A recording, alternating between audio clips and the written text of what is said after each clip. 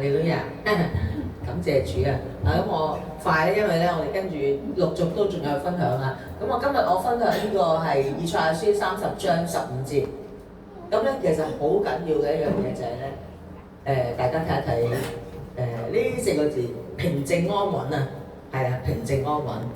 即係咧我哋其實咧呢個世界真係有好多事發生嘅，即係特別新嘅一年咧，我哋真係要定呢個目標。其實平靜安穩咧嗱，即係都有關於咩靈魂體嘅喎啊，因為魂嗰部分啊就係點解我哋有陣時哇好擔心啊，好憂慮啊，好唔開心，好抑鬱，轉咗入去出唔翻嚟，就係冇咗個平靜安穩。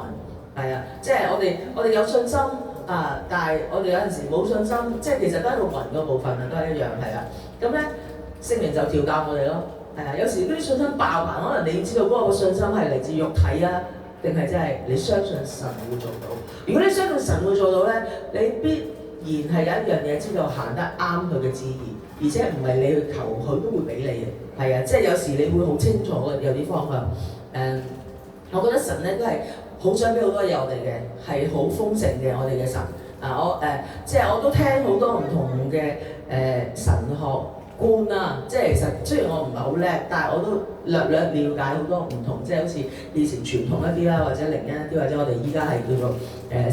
生命去行出嚟啦，或者有啲聖靈學堂嗰啲啦，因為以前媽媽都有一啲帶俾我聽嘅，咁我聽埋咧，其實都有好多唔同嘅説法嘅喎，啊，但係點解即係我會去選擇生命動力事工咧？其實咧都想分享咧，即係新嘅一年啦，分享少少啦，就係過去我都有都好嚴重暈嗰個部分咧，係寫覺唔到啊，切覺唔到啊。咁好多時候咧係感受上去做到咧，你會覺得虛脫啊。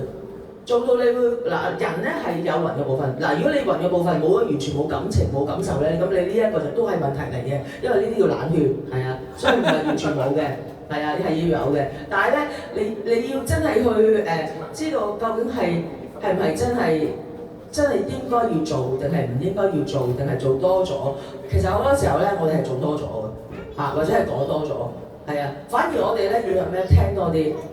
睇多啲，係啊！你睇下神係做2隻眼㗎嘛，係嘛？2隻眼睇多啲，同埋聽多啲，係啊！咁啊，今年新嘅一年咧，我就大家一齊學啦，就係呢度佢講咩咧？主耶和華以色列嘅聖者曾如此説：我哋一齊讀呢個話，你們得救在乎歸回安息，你們得力在乎平靜安穩。呢個唔使讀啦，即係你哋肯嘅，一定肯嘅，邊個肯嘅？係啊，咁我哋希望平靜安穩啦，係啊，感謝主，哈利路亞，呢段説嘅話話得住。